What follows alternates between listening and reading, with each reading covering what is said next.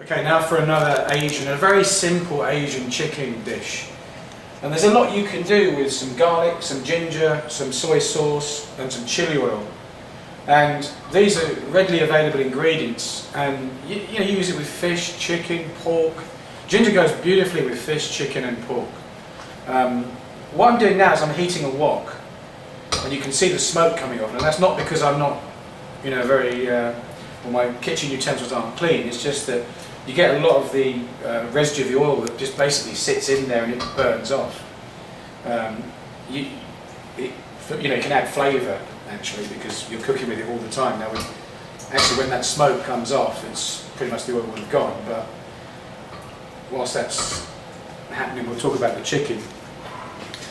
Now, what I've got here is some chicken thighs, which I've just diced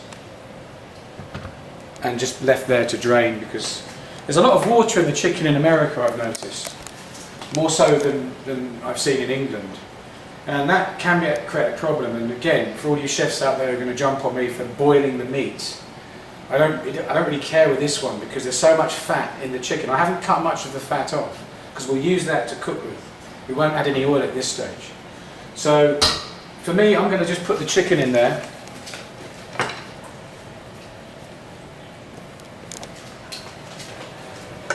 Now there's about 8 thighs in there. Okay, so the chicken, you can see, is colouring almost immediately, and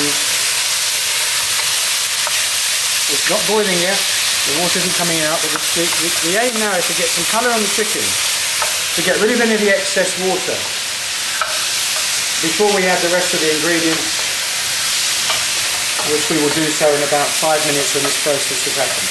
Okay, so just take a look at this chicken here. There's a lot of water in it, and again, I want to get that water out and all the stuff that goes with it. So I'm not too fussed about having it even boil a little bit to do so, because what's important to me is that I don't get anything that's in there to interrupt the flavour.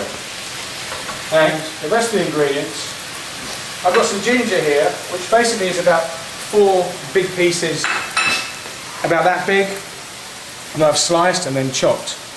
And you can see that there. Our chili oil, which we'll use a little bit of. Some garlic, chopped garlic here. And just at the end, just almost like a garnish, some green onion. And this, one more ingredient, or 2 more I should say, the soy sauce, which is the light one here.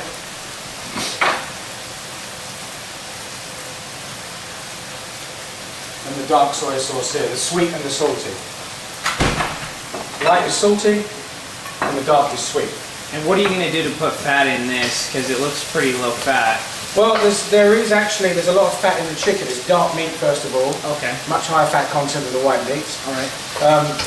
You can see now, if you look in here, look at this water that's coming out. Look at the colour of it. That's the stuff we don't want. So, for me, that's all the impurities in the meat and the fat.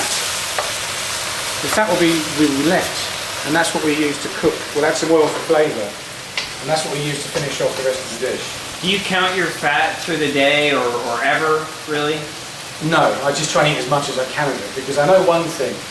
If I start off, my breakfast is always high fat. Now let's say I'm not always having my eggs and bacon. I'll have scrambled eggs. Now eggs, as you know, there's a lot of fat in the yolk. So I make sure that I get my fat content first thing in the morning.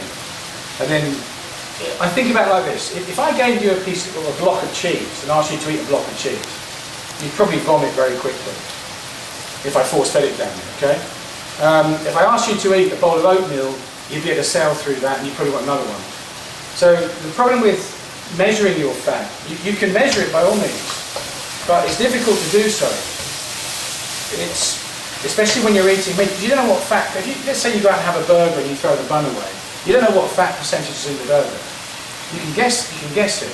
But if you just make a conscious effort to eat fat. Now when I eat my bacon in the morning, I can see the fat on it. So I know what I'm eating. I know there's fat in the eggs. If I make myself a 3-egg, actually in the old days, a 2-egg cheese omelette, I know how much cheese and how much eggs going in there. So I know really by how full I am and how long it's going to take me to get hungry again. And one thing I want to say about fat, because there's a lot of people who are going to, again, jump on this and say, well, saturated fat is bad for you, and so on. Well, it is only when your sugar levels are very high. And the reason for that is that the fat content, or the fat element, the saturated fat element of the food, when the sugar content is high, well, let's actually reverse it. When the sugar content is high, your body now moves into a storage mode. And you start storing the fat everywhere, in the cells, in the arteries, and that's why it can cause problems. So that's why it's critical to keep your carb content, or your maximum sugar intake, below 25% of your calories. Below 20, 15 would be even better. But to go back to the original question, because I've been doing this so long, I know what foods, I know where to get the fat.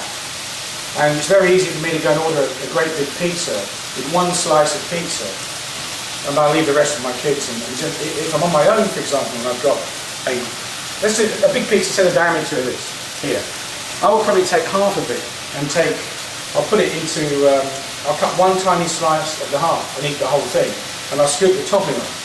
Now the topping's full of cheese, so I'm getting the fat. If that helps you. Yeah, absolutely, absolutely. Okay, so back to the chicken mix now.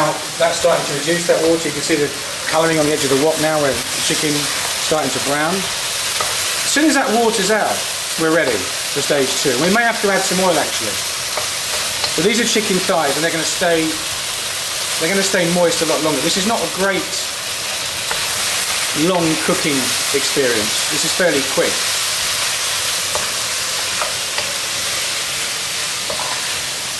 And if you were gonna drop one carbohydrate, or what's the easiest and fastest way to just slowly start dropping carbohydrates from your diet? Take the sugar out. I mean, let's assume that we're forming a normal diet. We're having tea, coffee, cookies. We're adding sugar. Let's say we have a coffee or a tea with 2 teaspoonfuls of sugar. The easiest way is to cut it down to 1, because you've still got the sugar flavour, but it's not as strong. And the next thing would be to look at the pure sugar items in your diet, the candies, the cookies. And let's say that you're eating 4 cookies a day. Well, cut it down to 2. And do it that way. And then look at your food, because by the time you get to the food, your sugar, your ability to tolerate less sugar is going to improve. As I said in the video before, if you go cold turkey, your body's going to go into shock, which is our problem, with Dr. Ellis and I, with the Atkins version, that you just jump down to 20 grams of sugar a day, or carbs, from zero, from your starting point, it could be 200-300. So will you take a month or 2 and just go less of the sugars and candies? And I took 6 months. 6 months? Yeah. But I started off quite hardcore, and for me, let me just look at this chicken now, because we're at the point now where we can go to the next stage. Now, most of that water's pretty much gone. I'm going to add a little bit of oil, because it's going to get dry. And also the ginger. Now what we want, we don't want to burn the ginger, but we don't want that raw ginger taste, which we'll get if we just simply stew it. So we want to just try and cook it a bit. And ginger goes beautifully well with chicken. And all those little burnt bits on the edge will come into the sauce and add some flavour. So we'll let that cook. At the same time we can add some chili oil. Need to grab a spoon over there. Again, any chili oil will do, but we don't want to make this too spicy. We've got some spicy dishes, so we'll add about a teaspoonful of the oil. Lower the heat now. You don't want that ginger to burn, and keep stirring. We're getting a bit of spice.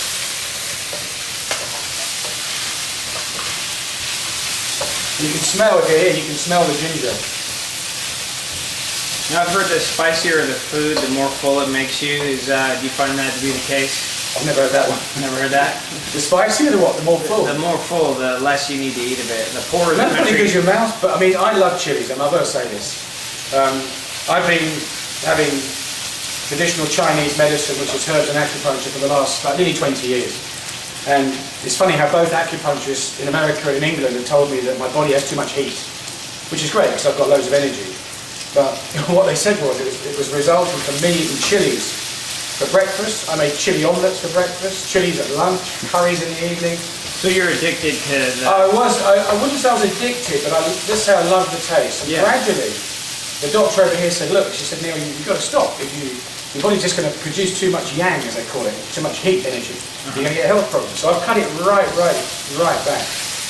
And for me, I get this blistering sensation in my mouth, which, although I love, as we'll try some of the jerk chicken later, you'll see what I mean. But I've never heard the one that it makes you full. But I don't know, well, who's to say? Now, here we've got the ginger which has started to cook. We'll add some garlic. I can use another spoon here. And the same thing with the garlic, we don't want that raw garlic taste. So about a teaspoon. The garlic can burn quite quickly. So what we're going to do now is just stir it, cook it, just for a couple of minutes.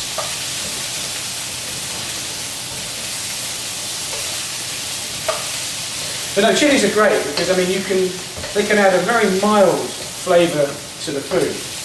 Or of course they can blow your head, which is the Scotch bonnet pepper which we've got in the jerk seasoning mix. But actually, where did you hear that one, Peter? Where did you hear that? I heard that the poorer the country, the spicier the food, and that it had something to do with the fact that they were trying to make themselves feel full by that spicy feeling in their body, and that endorphins come in to... Yeah, it's possible. You've got to remember that chilies are used in the hot countries where there's no preservatives. So if you think back to those hundreds of years ago, there was no refrigeration. What do? We take some meat and put loads of chili on it and we preserve it. Of course, in those days the meat's long gone, it's rotten, but you couldn't taste it. Right. Because it's so, that's why, those countries, they can eat seriously hot food. So I'm ready with this now. We've got one ingredient which I've missed. You just stay right there.